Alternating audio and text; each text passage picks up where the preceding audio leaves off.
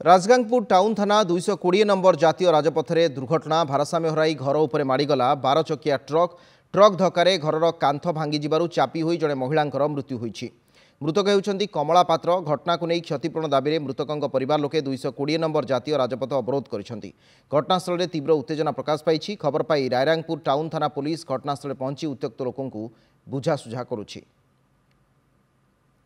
Baripada reporter Radheshyam प्रधान आम सहित अच्छा। राधेश्याम, घरे ट्रक माड़ीगला परवर्ती समय जनकर मृत्यु घटना रही अपडेट कौन अच्छी खबर?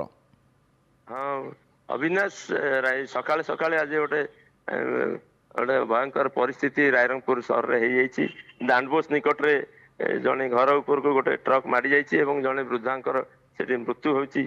परवर्ती पर्यायर उत्तेजित लोके से रास्ता अवरोध कर पुलिस पहुंची बुझासुझा करुच्ची किंतु वर्तमान पर्यंत उत्तेजित लोक क्षतिपूरण दाबी जो बेपरुआ गाड़ी चालनार प्रतिवाद से रास्ता रोको कर परिस्थिति वर्तमान सुधा उत्तेजनापूर्ण रही। अविनाश, किंतु वर्तमान पर्यंत संपृक्त गाड़ी जो ड्राइवर से अटक रखा जायछि कि?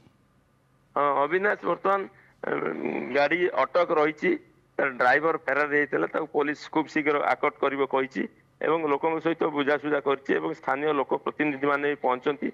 आशा करा जाउची खूब शीघ्र तार गोटे स्थायी समाधान बाहर एवं रास्ता रोक प्रत्याहार हम। अविनाश, ठीक अच्छे। अनेक अनेक धन्यवाद राधेश्याम आपंकर विस्तृत सूचना पाई।